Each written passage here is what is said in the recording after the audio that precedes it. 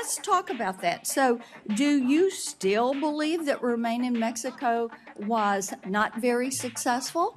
It wasn't. In fact, it was one of a suite of programs that went into effect in 2019, about 4 or 5 different ones over the course of about 8 months. Do you believe it was a human rights disaster? Yes, and I can tell you the stories of the women sent back by the United States to Mexico who were in Mexico because of that. People that were raped along the way, people that have been and we sent them back to those traffickers. Remain in Mexico gave people to the cartels, and we turned our eyes away from them. Remain in Mexico was successful, and we all know it. Now, let me talk to you about another tweet that you put up.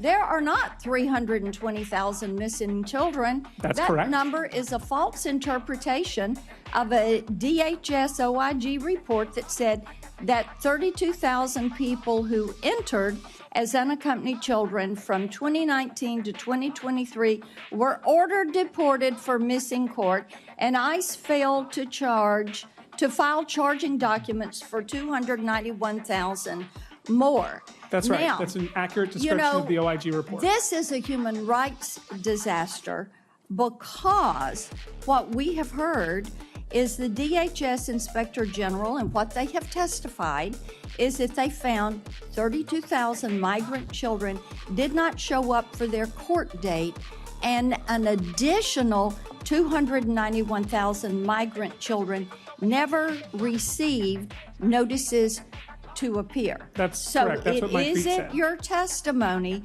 that DHS does in fact know the whereabouts of every single one of these 320,000 children, and they're just not telling people where these children are.